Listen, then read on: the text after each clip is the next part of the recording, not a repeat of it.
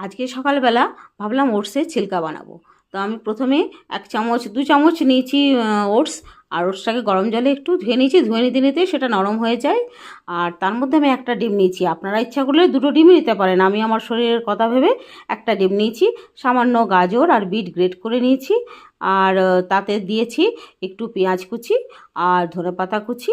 ইচ্ছা করলে আপনারা কাঁচা লঙ্কা দিতে পারেন, আমার কাঁচা লঙ্কা অসুবিধা আছে বলে আমি একটু গোলমরিচের গুঁড়ো দিয়েছি। দিয়ে ওটাকে আমি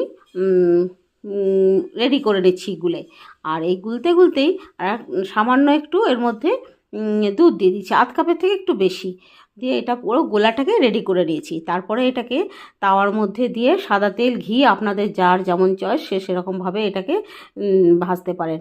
আমি কাঁটা চামচ করেই গুলে নিয়েছি বলেই আর খুন্তিটা এদিক ওদিক কোথায় আছে দেখতে না পেয়ে হাতের কাছে কাঁটা চামচটা দিয়েই গোল করলাম। আপনারা হয়তো ভাববেন কাঁটা চামচে করেই করছে, কিন্তু দেখুন কাঁটা চামচে করেও খুব সুন্দর হয়ে গেল। যাই হোক, আপনারা খুন্তিতেই করবেন।